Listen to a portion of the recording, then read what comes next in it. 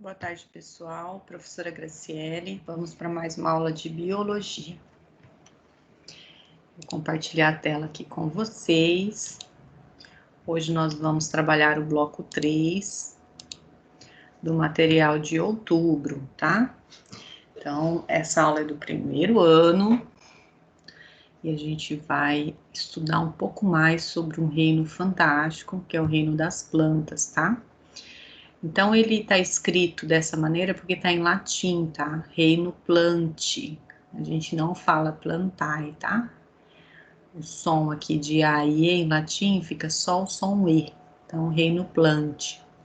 Então, nós vamos ver uma introdução sobre esse reino, tá?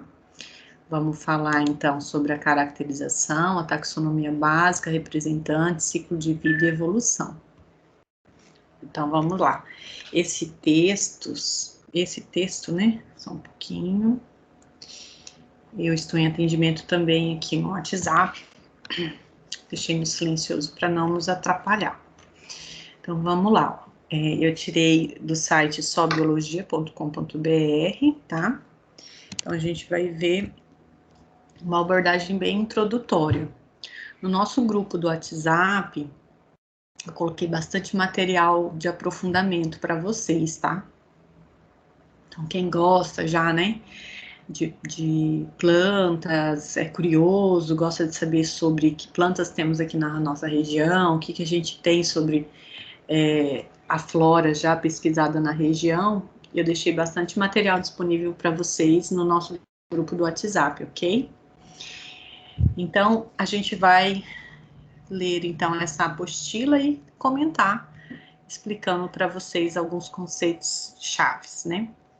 As plantas são seres pluricelulares e eucariontes. Então, pluricelular é aquele indivíduo que tem duas ou mais células. Vamos lembrar que a célula é a menor unidade morfofisiológica de um indivíduo, ou seja, é a menor unidade viva. Ela tem uma estrutura definida, um funcionamento definido e ela é autônoma, ou seja, ela funciona sob influência de outras, mas ela funciona de maneira autônoma, ou seja, funciona por si mesma. Claro que se comunicando com suas vizinhas, né? Eucarionte é um tipo celular. Então, o indivíduo eucarionte é um indivíduo que tem uma célula eucariótica, ou seja, possui um núcleo que protege o DNA, que é um material genético, tá? E inclui aí nessa organização celular uma série de organelas específicas. Organelas são estruturas pequenas, órgãos pequenos que compõem a célula, tá bom? Bom, nesses aspectos, elas são semelhantes aos animais e há muitos tipos de fungos. Entretanto, tem uma característica que as distingue desses seres. São autotróficas. Então, as plantas conseguem fabricar o seu próprio alimento, por isso que elas são chamadas assim, autótrofas ou seres autotróficos, tá? Então, como que elas conseguem fazer isso? Por meio da fotossíntese, tá? Que é esse processo de conversão da energia luminosa e fabricação de uma molécula orgânica energética chamada glicose, que vai fazer o quê? Convergir a energia luminosa em energia química, né? E a glicose, quando ela é quebrada, né, ela libera o ATP, que é essa molécula energética que faz toda a atividade celular funcionar. Então, de maneira mais simples, as plantas, diferente dos animais, diferente dos fungos, conseguem fabricar o seu próprio alimento, tá? Então, elas são chamadas a base da cadeia alimentar. As algas também entram nessa categoria de seres autótrofos, tá? Então, não são só plantas, algas também. E tem algumas bactérias que fazem um processo parecido com a fotossíntese vegetal, que chama fotossíntese bacteriana, e outras bactérias fazem um processo autótrofo um pouco diferente, que é chamado quimiossíntese, tá? Que usa, então, a energia química de compostos inorgânicos e converte em composto orgânico, que é a glicose. Vamos lembrar? Que composto orgânico é aquele composto que tem o elemento carbono em sua composição, tá bom? Então, vamos lá. Utilizando a luz, ou seja, a energia luminosa, as plantas produzem, ó, a glicose, matéria orgânica formada a partir de água e do gás carbônico, que obtém do alimento e libera um gás oxigênio. Então, tá aqui na figura, né? Vamos olhar, ó. Então, como que a fotossíntese funciona? Ela absorve a luz do sol, né? Absorve o gás carbônico da atmosfera e aqui nas regiões verdes, né, geralmente nas folhas, estão estruturas chamadas cloroplastos. Existem estruturas dentro da célula chamada cloroplasto, é uma organela, que tem um pigmento chamado clorofila, que consegue converter essa energia luminosa. Então, é nessa organela que acontece a fotossíntese, tá? E como produto da fotossíntese, é liberado para a planta a glicose, que é o alimento, tá? Que é o composto orgânico energético, é a glicose. E para o ambiente é devolvido o gás oxigênio, tá? Então, por isso que aqui nessa imagem a gente tem essa representação. Olha, síntese da glicose. O que é a glicose? É um carboidrato, é o açúcar, é a menor unidade de glicídio ou de carboidrato que pode ser digerida. Como que ela é digerida? A planta não faz digestão? Não faz digestão, mas ela faz a respiração. E é nesse processo de respiração que a planta vai retirar a energia da molécula da glicose, tá? Então, as trocas gasosas se compensam, elas são contrárias, tá? Então, aqui desse lado, ó, a gente tá vendo a fotossíntese. Absorve gás carbônico, libera gás oxigênio. Na respiração, assim como a gente, ó, a planta absorve gás oxigênio, tá? Com o oxigênio presente, ela faz o quê? A oxidação da glicose, ou seja, a quebra da glicose a partir do oxigênio. E aí consegue liberar o tal do ATP, que é a molécula energética. E isso faz com que a planta tenha suas funções vitais realizadas, tá? E devolve como produto da respiração o gás carbônico, tá? Então, assim como a gente respira, ó, a gente faz essas respirações em 2 níveis, tá? Nós animais. Nós, mais especificamente, né, a gente inspira gás oxigênio a nível pulmonar, certo? E devolve o gás carbônico. Quando esse oxigênio entra no nosso pulmão, a gente tem o quê? Essas moléculas de gás oxigênio indo para a nossa corrente sanguínea. Então, as nossas hemácias, elas carregam essas moléculas de gás oxigênio e levam para dentro da nossa célula. Lá dentro da nossa célula, a gente vai ter uma respiração a nível celular, que é a respiração aeróbia, tá? Então, quando eu falo respiração, eu estou falando desse processo que libera energia. E é por isso que a gente consegue manter nossas funções vitais, tá? Na planta, não tem pulmão. Então, essa troca se dá a partir de estruturas chamadas estômatos, que são aberturas, geralmente nas regiões verdes, mais especificamente na parte abaxial da folha, na parte de baixo da folha, a gente tem essas estruturas, como se fossem boquinhos, assim, né? Onde acontece essa troca gasosa, tá? E essa troca gasosa, então, envolve 2 processos metabólicos. A fotossíntese, que fabrica a comida, que comida é essa? Glicose. E a respiração, que é o processo que faz com que essa glicose seja oxidada, que seja quebrada para extrair energia dessa molécula. Tá bom, gente? Então, vamos lá. As plantas, juntamente com outros seres fotossintetizantes, são produtoras de matéria orgânica que nutre a maioria dos seres vivos da Terra, atuando na base das cadeias alimentares. Então, como eu falei para vocês, como elas são capazes de fabricar o próprio alimento, elas têm uma autonomia muito maior do que nós, que somos seres consumidores. Então, para a gente retirar energia, a gente tem que consumir outro ser vivo, né? As plantas não, elas precisam apenas de luz e gás carbônico. E aí, ó, elas fazem o próprio alimento. Então, assim como as plantas, nós temos outros seres que são chamados produtores. Então, se a gente analisar a relação desses organismos dentro da comunidade, de um ecossistema, a gente categoriza eles como produtores. Nós que precisamos consumir esses seres produtores somos chamados de consumidores. Vocês devem estar lembrados aí das nossas primeiras aulas de ecologia, né? Onde a gente falou sobre essas relações tróficas, né? Então, aquele indivíduo que se alimenta de uma planta, ele é chamado de consumidor primário. Quem se alimenta do consumidor primário é chamado consumidor secundário, e assim por diante, tá? Então, quem são os seres produtores? As plantas, nós já sabemos, o texto instrucional já está nos informando. Quem mais? As algas e algumas bactérias, tá? Bactérias fotossintetizantes e bactérias quimiosintetizantes. Um exemplo de uma bactéria que faz fotossíntese bacteriana é as cianofícias, né? As antigas, as chamadas algas azuis, né? Hoje elas são chamadas de cianobactérias, tá?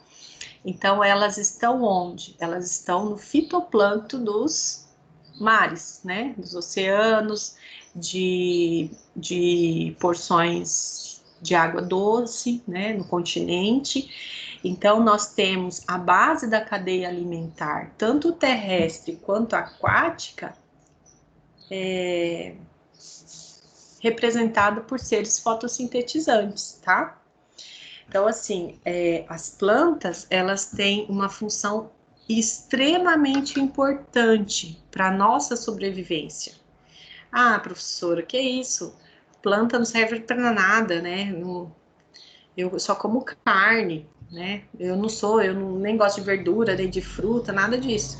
Tá, mas aí se você pensa no seu arroz e feijão, é o quê? É semente, né? É grão. E esse grão vem de onde? De uma planta, né? Você tá comendo filhotinhos do pé de feijão, filhotinhos do pé de arroz. Quando você se alimenta de uma semente, o que é a semente? É o embrião daquele indivíduo, né? E às vezes é difícil a gente relacionar dessa maneira, né? A gente olha a comida pensando que é uma coisa que se fabrica na indústria, né? Tudo bem, nós temos muitos alimentos processados que nem são comida de verdade, né? Vale aí uma reflexão também sobre isso. Mas eu quero mostrar para vocês que, independente da gente consumir diretamente um vegetal, a gente é dependente dele. Então, digamos que você só coma proteína. Não, professora, eu só como proteína, leite, ovos, carne. Tá, mas o que a vaca come? O que a galinha come? Né? Então, a gente tem que observar essas relações ecológicas, né? Tudo está muito interligado. Então, quando a gente fala de conservação de ambiente, de proteger a flora, né? A flora é o conjunto das plantas. Isso diz também sobre a conservação da nossa espécie, né? Vamos continuar aqui.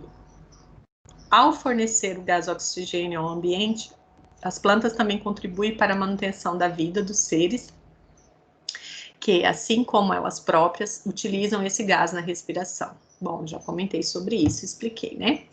As plantas conquistaram quase todos os ambientes da superfície da Terra. Agora vamos falar um pouquinho da história natural das plantas, tá? Segundo a hipótese mais aceita, elas evoluíram a partir de ancestrais protistas. Provavelmente, esses ancestrais seriam tipos de algas pertencentes ao grupo dos protistas, que se desenvolveram na água. Foram observadas semelhanças entre alguns tipos de clorofila que existem tanto nas algas verdes como nas plantas. Então, assim, a gente sabe que a vida se originou nos oceanos E esses seres vivos foram povoando o ambiente terrestre. Com as plantas também aconteceu isso, tá? Por isso que nós vamos ver hoje que existem 4 grupos de plantas. E elas estão intimamente ligadas a essa proximidade e dependência da água. Então, o primeiro grupo são as briófitas, né? Onde a gente vai ver que musgos e hepáticas, né? São de porte pequeno, são seres que dependem muito da água. Então, sempre vão aparecer em ambientes de grande umidade. Depois a gente tem um segundo grupo, as pteridófitas, que são as samambaias e as avencas. Também precisam de um ambiente úmido, mas já não tão dependentes da água, né? Depois nós temos as gimnospermas, como os pinheiros do Paraná, exemplo aí no Brasil nós temos as araucárias, né? Então essas plantas, elas têm uma coisa chamada estróbilo, é uma flor diferente da flor que a gente conhece das angiospermas, que é o quarto grupo. As gimnospermas têm semente nua também. Isso quer dizer que não tem um fruto que protege a semente, tá? Mas a semente é um grande avanço evolutivo. Esse quarto grupo, que é o grupo mais sofisticado em termos evolutivos, é o grupo das angiospermas, onde a gente tem esse monte, esse xixilhão de diversidade aí que está muito próxima da gente, né? Então, são plantas que conquistaram ambientes muito diferentes de temperaturas, de relevo, de pluviosidade, muito diferente. Então, a gente consegue observar ao longo do tempo, conforme a gente vai estudando esse reino, esse grupo maravilhoso que são as plantas, que as plantas têm, assim, muitos artifícios sofisticados de evolução, tá? Então, assim, eu fico, assim, super encantada quando eu começo a conhecer melhor alguns grupos. Então, dentro de angiospermas, por exemplo, nossa, existem várias famílias de plantas, né? E aí eu gostaria de apontar para vocês que na nossa região foram feitos alguns estudos para levantamento da biodiversidade da flora e a gente tem alguns materiais bem interessantes já publicados que eu já disponibilizei aí no canal do YouTube, não, aí no nosso grupo do WhatsApp, tá? Então fica a dica para vocês lerem, né? Vão ler, vão assistir, é bem interessante. Bom, a partir dessas e de outras semelhanças, supõe-se que as algas verdes aquáticas são ancestrais diretas das plantas. Há cerca de 500 milhões de anos, as plantas iniciaram a ocupação do ambiente terrestre. Este ambiente oferece às plantas vantagens como maior facilidade na captação da luz, já que ela não chega às grandes profundidades da água, e facilidade de trocas de gases, devido à maior concentração de gás carbônico e gás oxigênio na atmosfera. Esses fatores são importantes no processo da respiração e da fotossíntese. Mas e quanto à presença da água tão necessária à vida? Vamos lá. Ao compararmos o ambiente terrestre com o ambiente aquático, verificamos que no terrestre a quantidade de água sob a forma líquida é bem menor e também que a maior parte dela está acumulada no interior do solo. Como então as plantas sobrevivem no ambiente terrestre? Isso é possível porque elas apresentam adaptações que lhes possibilitam desenvolver no ambiente terrestre e ocupá-lo eficientemente. As plantas adaptadas ao ambiente terrestre apresentam, por exemplo, estruturas que permitem a absorção de água presente no solo e outras estruturas que impedem a perda excessiva de água. Aqui é um D, tá? Já. Veremos mais adiante como isso ocorre. Devemos lembrar que alguns grupos de plantas continuaram sobrevivendo em ambiente aquático. Como eu expliquei para vocês, né? Os 4 grupos conforme o seu avanço evolutivo, né? Mostram que uma gradativa independência da água, mas não uma independência total, né? Porque a água é vida e sem acesso à água uma planta não conseguiria se desenvolver. Então, existem plantas que são adaptadas a ambientes muito secos, né? Mas mesmo assim, elas possuem sistemas de armazenamento de água. tá? Bom, classificação das plantas. As plantas cobrem boa parte dos ambientes terrestres do planeta, vistas em conjunto como... A foto eu retirei daqui, tá? Na realidade, existem vários tipos de planta e elas ocupam os mais diversos ambientes. Como você já sabe que para classificar, ou seja, organizar diversos objetos ou seres em diferentes grupos, é preciso determinar os critérios através dos quais identificamos as semelhanças e as diferenças entre eles.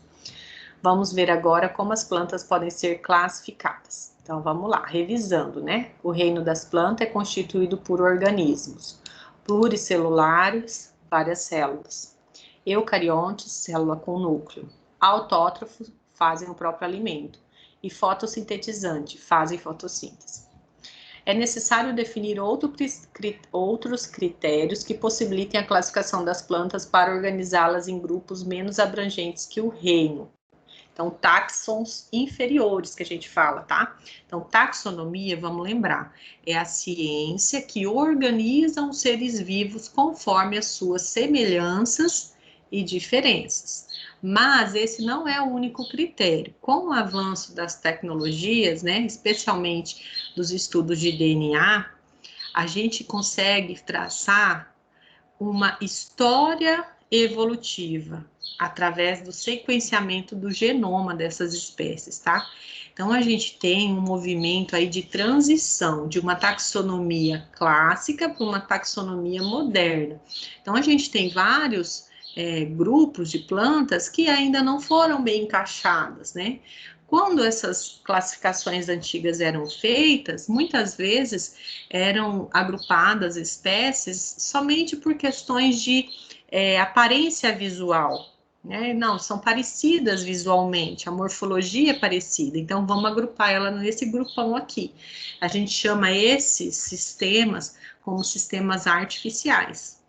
Com o avanço, né, dos estudos de genoma, a gente pôde estudar as semelhanças bioquímicas, né, da estrutura, do código genético dessas espécies. Então, a gente chama essas novas classificações taxonômicas de sistemas naturais, de classificações naturais, tá? Então, a gente está no momento em que a taxonomia, ela está evoluindo também, ela está mudando, está se aprimorando, se aperfeiçoando.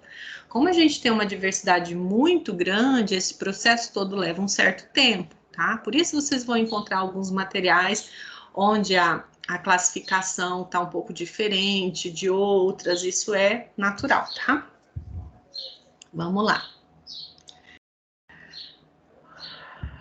Em geral, os cientistas consideram como critérios importantes a característica da planta ser vascular ou avascular, isto é a presença ou não de vasos condutores de água e sais minerais, que é a seiva bruta, e matéria orgânica, que é a seiva elaborada, ou seja, tem ou não tem xilema e floema. Então, as plantas de menor porte fazem um processo de difusão, vão levando os seus nutrientes, o floema ou o xilema, né? Aliás, vão levando a seiva elaborada, que é onde tem a glicose, ou a seiva bruta, onde tem a água e sais minerais, célula a célula. Esse é o caso das briófitas, tá? Então, as briófitas são avasculares, ou seja, não tem vasos condutores. Que vasos condutores são esses? Xilema e floema. Xilema, ele é mais central, tá? Ele é maior também, mais grosso. E leva o quê? Leva para o topo de uma planta água e sais minerais, certo? Esse material chega até as regiões verdes, fotossintetizantes da planta, e ali acontece a fotossíntese, liberando para esses vasos, que vasos são esses? Vasos do floema, a seiva chamada seiva elaborada, que é onde estão a glicose e a água. Então, esse material, ele volta para todo o restante da estrutura do vegetal e nutre os seus tecidos, tá? Então, o floema, ele fica mais na região periférica da planta. Por isso que, às vezes, infelizmente, a gente vê algumas plantas que foi recortado um anel, assim, ó, no tronco. Por que que algumas pessoas fazem isso? Isso é uma prática terrível, tá, gente? Você está matando uma planta aos poucos, é de uma crueldade sem tamanho, né? Às vezes a gente pode pensar, ah, é só um pau, é só uma planta, né?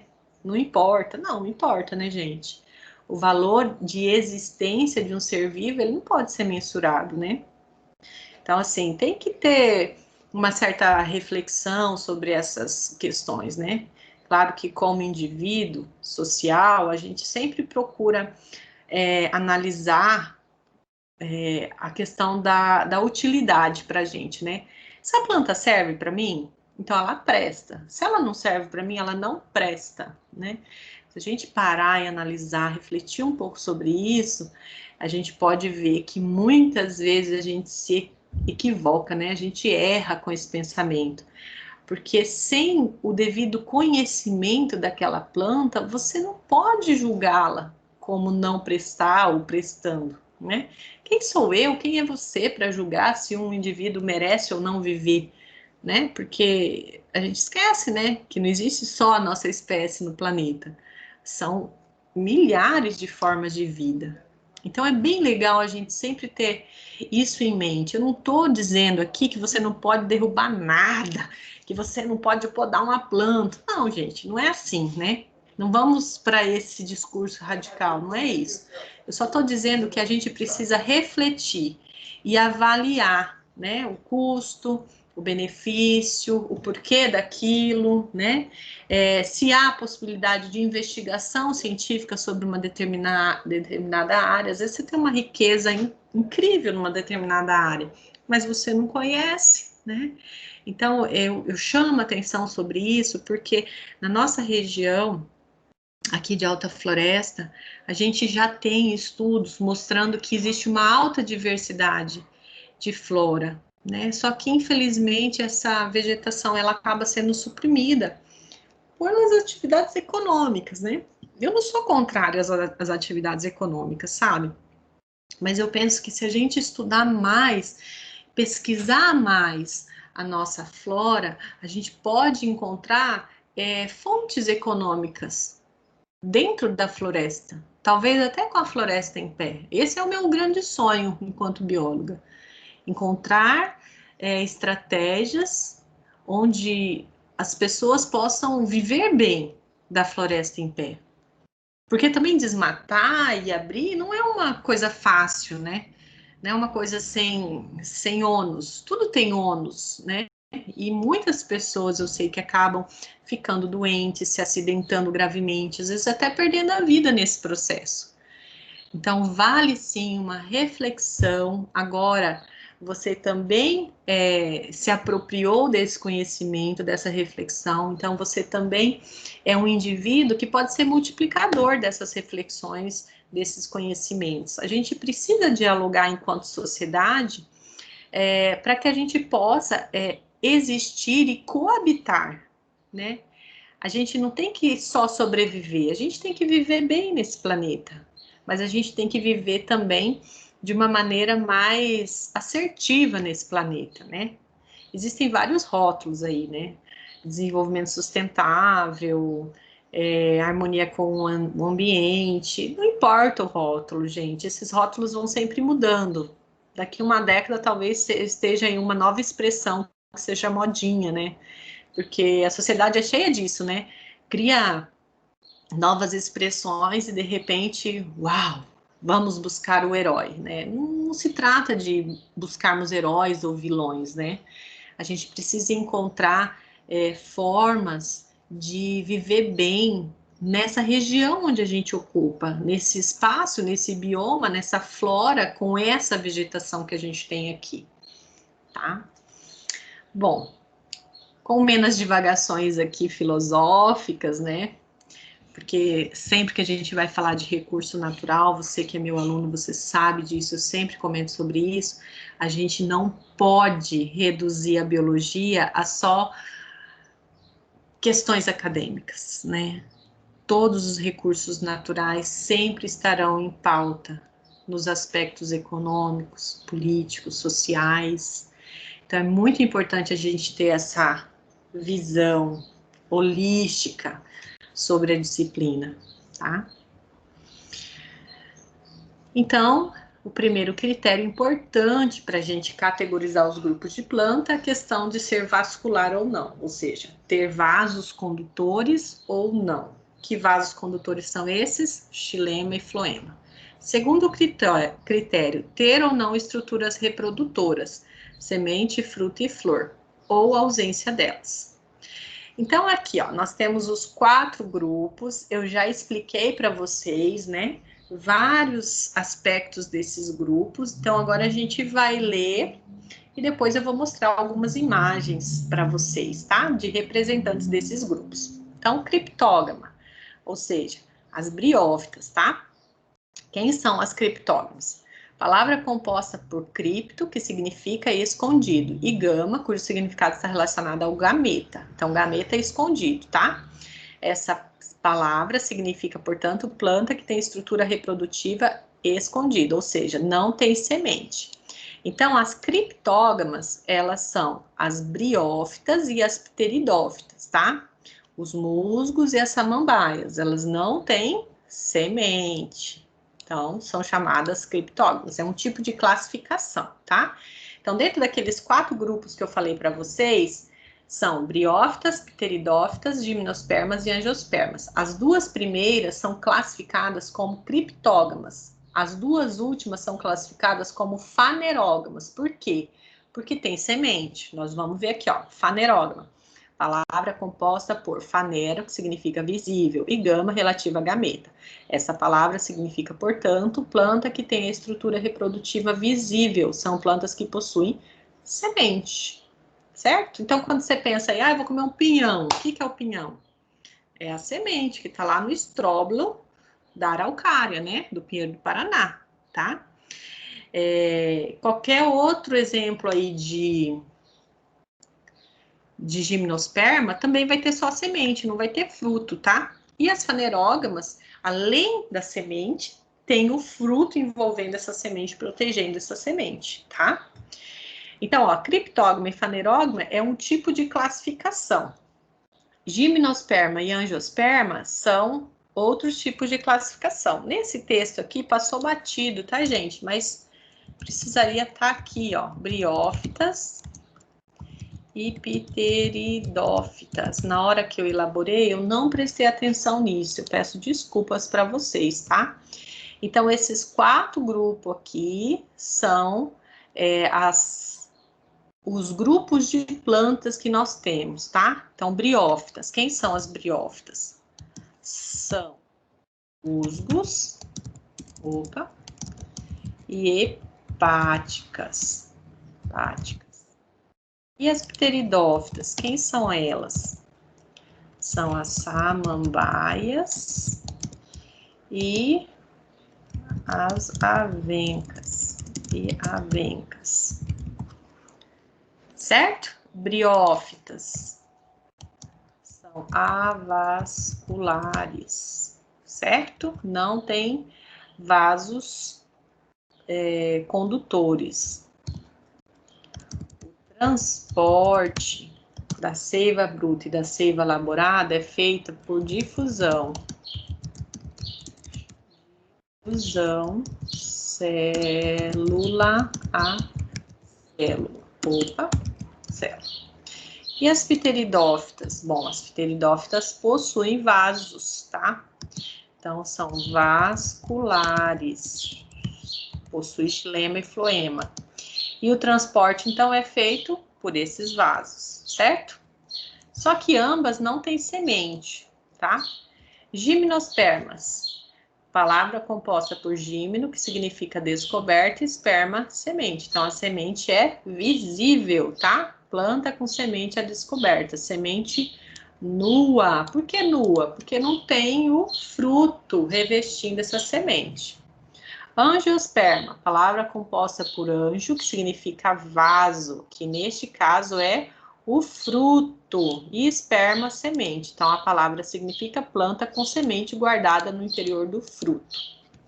Agora eu vou vir aqui, ó, na internet e vou digitar grupos de plantas. Vamos ver algumas imagens aqui. Vamos ver essa aqui.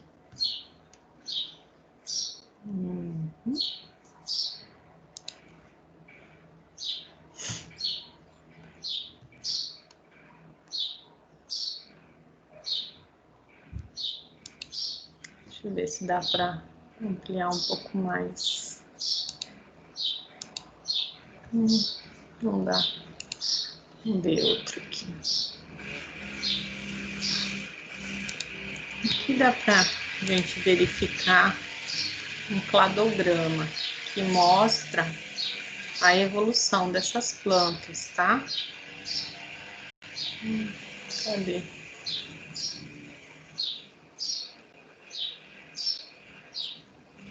Ixi, também tá pequenininho. Vou aumentar assim. Nossa, a resolução tá muito ruim. Vou mudar aqui. Aqui tá melhor.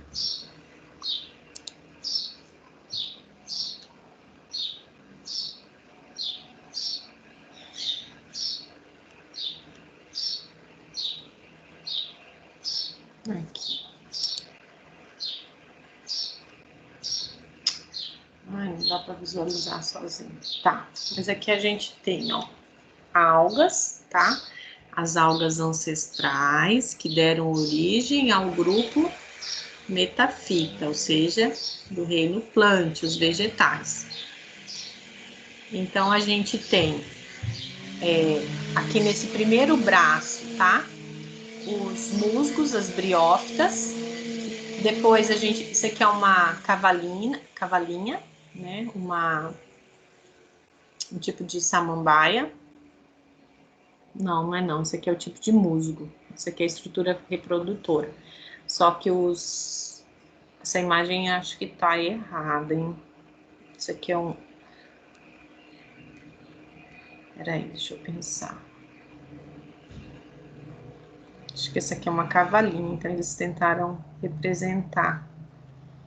Bom, aqui são briófitas, musgos, eu não sei exatamente qual que é essa aqui, mas é dentro do grupo de pteridófitas. Por que eu sei isso? Porque já tem, opa, tecidos aqui, gente.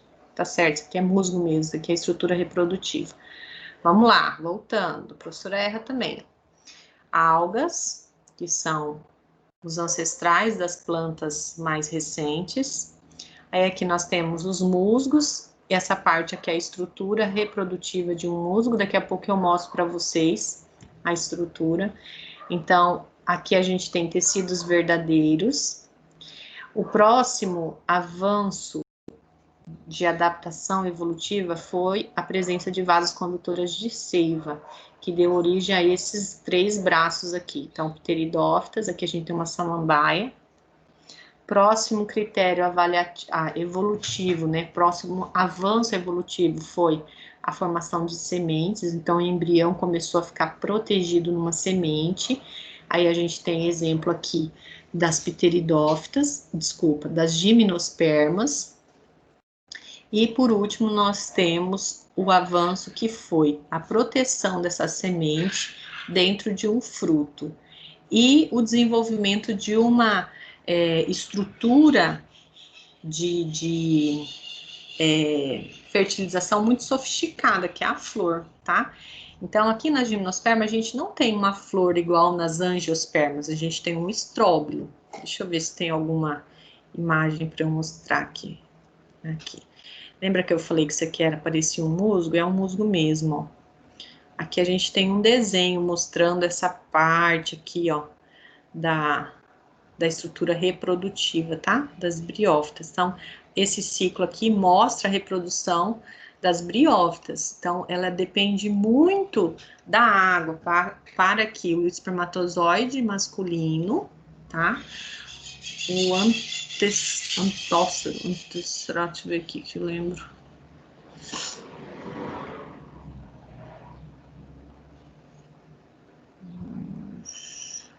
Anterócito. Eu não lembro como é que é o nome desse espermatozoide aqui, ele é flagelado, tá? Então, o espermatozoide masculino da planta vai nadando no meio aquático até a oosfera, que é o gameta feminino, tá? Então, existem aqui, ó, duas gerações. A gente fala que é um ciclo diplobionte, tá? Então, tem uma geração onde a gente tem um gametófito, que ele é N, ou seja, tem a metade da carga genética, e a gente tem uma geração, uma fase da vida dessa planta, que é esporófito, que tem, então, 2N, que se forma através da fecundação do gameta masculino, o gameta feminino, tá? Então, é muito diferente do nosso ciclo reprodutivo, né? Porque nós não temos uma fase gametófita, né? A gente não tem uma fase haploide, uma fase onde a gente é só metade da nossa carga genética. Nós, indivíduos adultos, sempre somos diploides, né? Sempre temos a carga completa, né? A carga 2N de material genético. Nas plantas, isso nem sempre ocorre, especialmente essas plantas mais primitivas, esses grupos mais primitivos, briófitas e pteridófitas, tem essa alternância de gerações, tá? Mas eu não vou detalhar isso aqui agora. Isso fica aí como sugestão para vocês avançarem. Aqui também a gente tem, ó, as duas fases, tá? Aqui nós temos a reprodução das gimnospermas, tá? Então, aqui, ó, a gente tá vendo os estróbilos, tá vendo? O estróbilo feminino, né? Que é onde estão as sementes, que é o que a gente come. E o estróbilo masculino, isso aqui a gente não come, tá? Ele só libera o pólen, né? Ó, os grãos de pólen pelo vento, e aí esse grão de pólen consegue fertilizar, fecundar a oosfera, que é o gameta feminino, né? E por isso que desenvolve o embrião, que é a semente, tá? E as angiospermas, aí a gente já vai ver uma estrutura muito mais sofisticada, geralmente com dois sexos, né? Que é uma planta hermafrodita. Nem todas as angiospermas possuem flores hermafroditas, tá? Mas é bem comum a gente encontrar isso. Então, uma mesma flor tem parte feminina, que é essa parte aqui do gineceu, a oosfera tá aqui dentro, e essa parte aqui masculina, que é a parte do androceu, onde estão os grãos de pólen aqui, tá?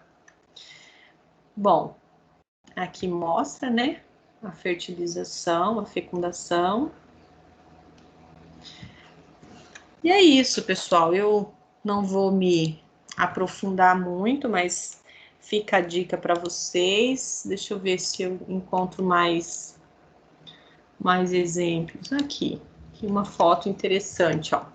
Foto de musgos, ó, briófitas, tá? Aqui de uma samambaia, pteridófita. Se vocês observarem, ó, tem umas manchinhas marrom aqui, ó. O que são essas manchinhas marrons? São os soros, tá? Toda pteridófita, ó, apresenta essas bolinhas marrom ou pretinho embaixo da folha, ou na lateral, na margem, na borda da folha. Essas são estruturas reprodutivas, tá? E aqui nós temos uma araucária, que é um exemplo de um pinheiro, de uma gimnosperma aqui do nosso país.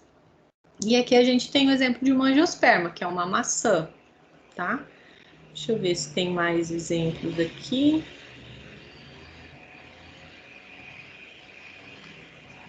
Aqui também, outros exemplos.